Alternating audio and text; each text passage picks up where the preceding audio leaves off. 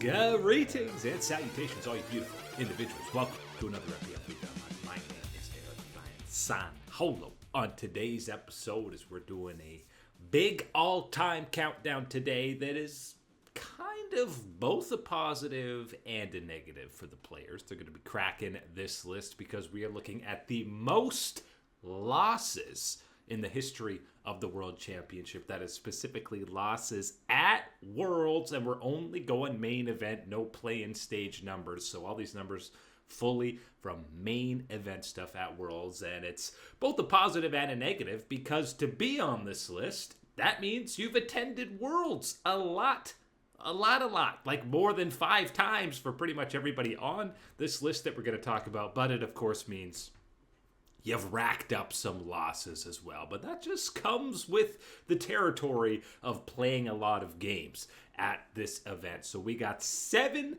guys to look at, technically 8 because a couple of them are tied on one of these lists. But we begin with a world champion and the original Captain America. We are talking about Mr. CoreJJ, who has 8 World Championship appearances, and that is 30 losses total that he's had at Worlds. And a lot of these are coming from 3-loss bow-outs on Team Liquid and early exits to... more of these losses are coming from his time on Team Liquid than with Samsung Galaxy. He, of course, did also have that 1-5 Gen G run. And kind of the way these lists are working is if you're making it to the knockout rounds of Worlds, you're immediately getting 3 losses straight up from whenever you're eliminated. So even though LCS teams a lot of the time are not making it to that knockout stage, they can have similar losses throughout. But 30 losses across 8 different Worlds appearances is actually pretty damn good out of CoreJJ. And of course you have that culminating 2017 World Championship, made it to the finals the year before in back-to-back runs for Samsung Galaxy. So an interesting balance of that LCS era and that LCK era out of CoreJJ. But of course, this is a guy who's looked to as kind of elevating that region of the LCS internationally. When you go back to, of course, that 2019 run with Team Liquid, that was more the midseason invitational run, more so than Worlds. But still, the expectations came back for the LCS to do something around 2019 at those Worlds events. And obviously, they ended up not really doing anything, as it was back-to-back 3-3 exits for Team Liquid. And since we've switched to the Swiss stage, which again, this list is going to change a whole lot over the next couple of years because teams are playing a whole lot more games at the World Championship, or at least have the opportunity to be playing more games depending on how things shape out. But earlier than expected exits the last 2 years of this new Swiss stage format for Team Liquid, and of course, CoreJJ was there for all of them. Number 6 on this list, we're immediately into a tie, and this is a poetic kind of tie because it's 2 guys who had a fantastic rivalry for several years, 2 of the best AD carries of all time. We're talking both Rekkles and Uzi. Not only are they tied at 31 losses at Worlds, but they both did it in 6 Worlds appearances, which is 2 less than CoreJJ, which is actually kind of interesting. Uzi, obviously the only time he did not make a knockout round at Worlds was in 2019 when Rekkles' Fnatic squad was the team getting out ahead of them in that group. So obviously so many storylines interwoven throughout the careers of both Rekkles and Uzi. But the parallels, both of them were the featured guys so many times for their squad, getting all the resources, spoon-feeding them farm to be that late game carry.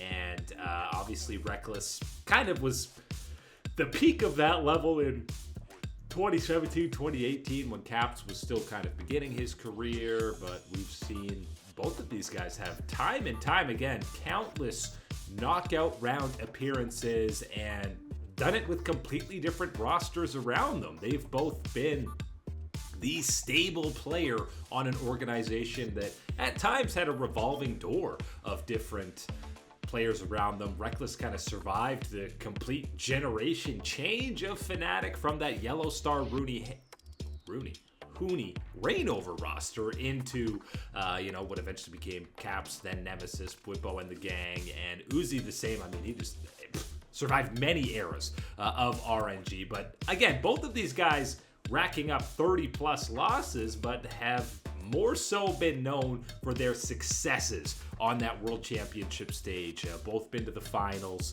a couple times for Uzi, obviously just the one time for Rekkles, but the being on this list isn't like the worst losses or the worst win rates of all time. It's still, you've been at Worlds enough to rack up 31 losses. It's maybe when you start pulling up the win percentages for these guys, it gets better as the list goes on. But somebody like Rekkles, I think, is more, a 50%-ish win rate. Uzi obviously has been to finals and had deep runs, but both of these guys, impressive runs at the World Championship, well deserving of being on this list.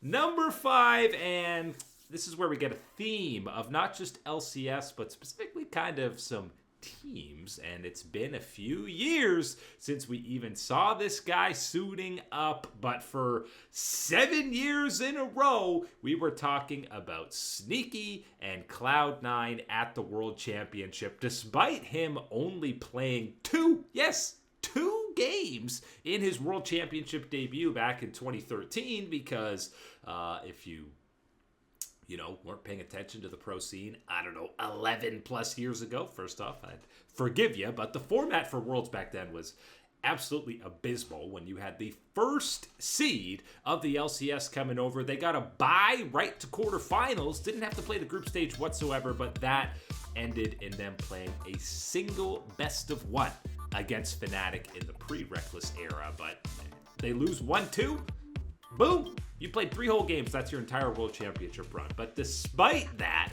the multiple times that we did see Cloud9 getting out of groups, 2014, 2017, 2018, advancing to the quarterfinals, sometimes even the semifinals, and Sneaky was there for it all. We've got like 4 years apart of Lucian highlights from this guy popping off against a couple of different Korean teams in Samsung Blue and the Afrika Freak. Sneaky, always an interesting one because you felt like he was the embodiment of Cloud9, and what I mean by that is leveling up.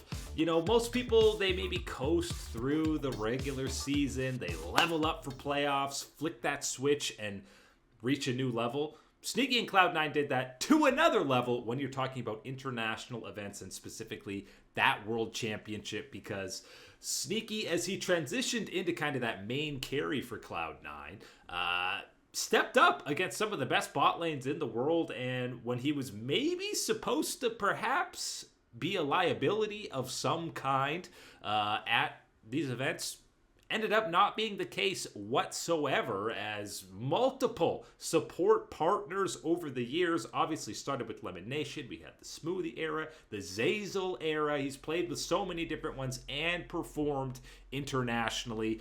Even though they often made it to knockouts, it was more often than not maybe not a quick 3-0. I mean, you had a competitive series against World Elite. You had a competitive series against Samsung Blue in 2014. You did not have a competitive series against Fnatic in 2018, but that was after they had already 3-0'd the last hope of the LCK. So definitely on the positive and impressive side of things when you're talking about international performances from Sneaky and Cloud9 as a whole. Even though 34 losses, when you add the win total, it's not so good.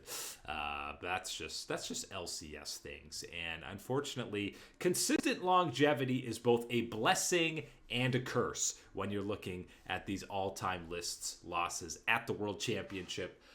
So close to being in the top 4 for this one was Sneaky, but he got denied by a buddy of his who, again, you talk longevity, even though he started a couple years after Sneaky.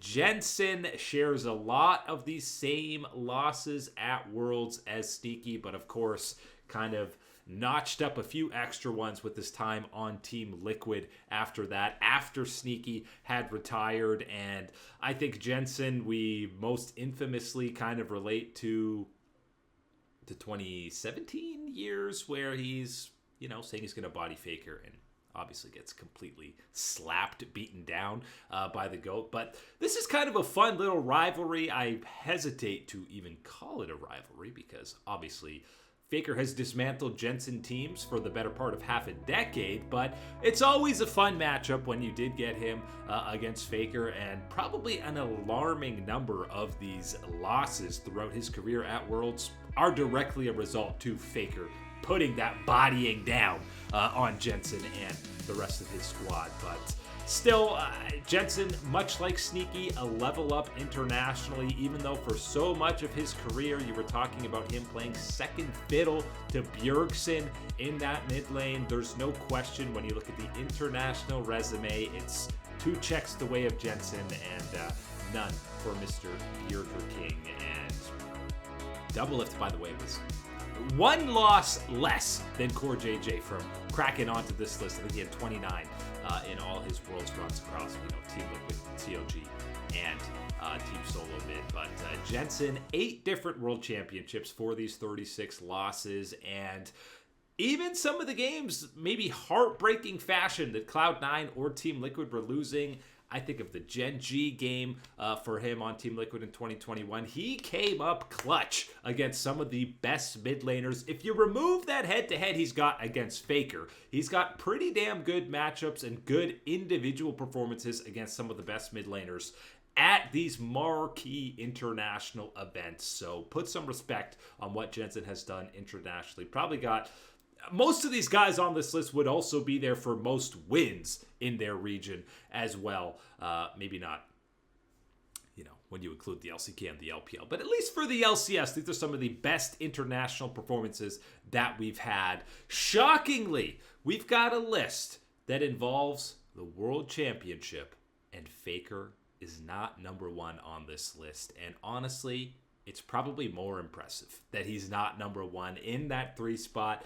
9 Worlds appearances, 38 losses, 2 more than Jensen. But again, you got to keep in mind here, the most Worlds appearances of anyone on this list, and 7 of those appearances, he made it all the way to the finals. Obviously, we know he won 5 of those. So the fact that you've had that many deep runs and you don't have the most losses in World Championship history speaks to the testament that some of these dominant runs, SKT or T1 had less losses than LCS teams that were bowing out in the first round.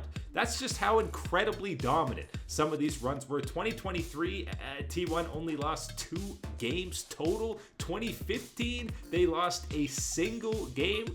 That's 3 losses total across 2 World Championship title runs. So even more impressive is Faker not being number 1 on this list, because he's played the most games, most wins, most kills, whatever all these records are, but he does not have the most losses. He'll very well likely get there if he continues to play until he's 40 years old, which it seems like is going to be the case for how absolutely ludicrous this guy is. But a rare stat that he's not number 1. But even though listen, you can pick multiple years where it was supposed to be the demise, the end. 2019, after this super team SKT is reunited, then you have them dropping both at MSI and the World Championship, losing to G2 eSports. The famous, he's shaking when he moves his hand up. The shaker memes are born.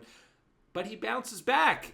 Devastation against DRX in Game 5. A failed backdoor for SKT to get back to the summit, the echelon of esports and World Championship glory, only to proceed to win it back-to-back times in 2023, 2024. So the amount of times that both SKT and Faker himself have been knocked down only to get back up again is a true testament to the GOAT status that the unkillable Demon King has. But for now, he's sitting at number 3 on this list. You want to talk about international rivalries with Faker? Jensen is maybe not mentioned in the same breath. Caps, you can have a little bit more comparison because of that 2019 back-to-back international series win that G2 did have, and Caps has 1 loss at Worlds more than Faker in 2 less appearances, which is kind of insane. And obviously, really the most egregious performance for G2 and Caps is that 2022 one where they went 1-5, didn't get out of groups. That was the Flack and Targamas Yankos Broken Blade era. Definitely a disappointing run there, of course, bowing out against NRG. And that's kind of where the losses were getting racked up, because you remember that 2023 run, and G2 started 2-0, which in that Swiss stage format meant they were automatically going to these best-of-3 rounds, and before they proceeded to lose 3 best-of-3s in a row. So that's 6 losses right there in itself, and you didn't even advance to the quarterfinals. So again, these numbers for these kind of lists are going to get skewed as we progress towards these different formats for the World Championship. You can rack up way more losses at this Swiss stage, but that's still, before that, you had 2 World Finals runs followed by a semi-final run out of Caps. So he was making deep runs time and time again at these international events, so it absolutely makes sense that he's racked up 39 losses, and I think an alarming degree or an alarming number of these losses are probably directly at the hands of the LPL. We're thinking IG 3-0, FPX 3-0, but despite some of these quote-unquote disappointing finishes, when you think of climbing all the way to the finals before getting kicked in the head down by these LPL teams, how many times are we talking about at these international events who's the one Western guy that you feel like can level up, maybe even be an advantage, a surplus for his squad against these Eastern teams, LPL, LCK, premier mid laners on the entire planet? It's Caps. It's Caps leveling up, embarrassing BDD on the Silas in 2020, embarrassing cocky young upstart players like Jojo Pion at both Worlds and MSI. The level up that we get from Caps at these biggest stage international events is second to none when it comes to the West. And again, even though he's been on the embarrassing side of Faker juking him on an Akali, again, this was at MSI, not Worlds. So we give him a pass because this is a Worlds list, but almost 40 losses is not enough for us to feel bad whatsoever for Caps, because he is the shining beacon of light for not just EU, but the West as a whole when we roll around to the World Championship. He's not playing second to his high school buddy on this list. The most losses in World Championship history. That honor goes to your boy Deft, who he's got the hardware now. He's got that 2022 World Championship check off the list, and I think that was the lowest win percentage finals run for a team ever, because they needed 5 games against EDG, needed 5 against SKT, needed 4 against Gen G. Wasn't the cleanest group stage to even get there. So yes, 42 losses for Deft. That's across 8 different World Championships. And remember, that's Samsung Blue, EDG, KT Rolster, DRX, Hanwha Life, DRX again, Dom1 in 2023, 1 game away from making it on KT in 2024, but multiple different World Championship organizations he's been a part of, and we all know the story leading up to that 2022 Last Dance Miracle run. Constantly a disappointing run for EDG that he was on. Clearlove, by the way, was almost on this list, despite not playing nearly as many games as some of these other guys, but EDG was bowing out early. KT loses in quarterfinals, and I say this every time we mention that KT roster in 2018. Still think they were the second best team at that World Championship. Just happened to draw IG in quarterfinals as a 2 seed, but I digress. Still a 5-game loss, exit. DRX and Hanwha Life, I think people didn't expect getting out of groups, but a lot of quarterfinal exits over the years for Deft, but that checks out because that's still them making it to the knockout round. And if you make it to the knockout round, the only way you're getting eliminated is with 3 losses to your name. So 42 losses, the only guy on this list north of 40, but also second all time in Worlds wins behind Faker. So not feeling bad for Deft whatsoever. It was still absolute poetry the way that DRX run closed out in 2022. Even if we never see Deft at another world championship ever again, which might sadly end up being the case, he will still go down as history as countless of these all-time lists that we've done as a top 380 carry of all time. But now when you're looking towards the future for who else can maybe crack this list going forward, I think you're talking about guys like Chovy, guys like Showmaker, who obviously their careers are not didn't start as early as these guys, but they're going to be catching up real quick because, again, I've said it time and time again, the format changes, and we're waiting for Chovy to make his first World Finals, but we know Showmaker's been back-to-back. These are guys who are... It's just about making the World Championship. It's less about actually making a deep run. Sure, that helps you climb up the list here like Deft, but you got to just be making Worlds because then you're guaranteed, even if you lose every single game, shout out TSM, 6 losses will move you up this list pretty damn quickly. Not that most Worlds losses is an all-time list you're trying to work towards as a career accolade. But again, even if you're on a list for most losses in something, you want it to be for Worlds because that means you've been there for a long time. But, Peanut, Canyon, Showmaker, Chovy, all these guys who we're accustomed to seeing at Worlds year in and year out. Fully expect them to be on lists like this for both wins and for losses. Faker's obviously going to continue to climb as long as he's on... But it doesn't even matter what team he's on. As long as he's still playing League of Legends and there's a stat to do with the World Championship, Faker is time and time again going to be in that conversation. But again, a very rare all-time list where the unkillable Demon King, the GOAT of eSports, not just League of Legends, that's right, I'm saying eSports, is not number one on a list. So shout out to Deft and Caps for losing more than Mr. Faker at the World Championship. But that is it today for League Unlocked. Thank you to all you absolutely gorgeous individuals for hanging out and supporting us as always. And you best believe that we will catch you on that flippity flip.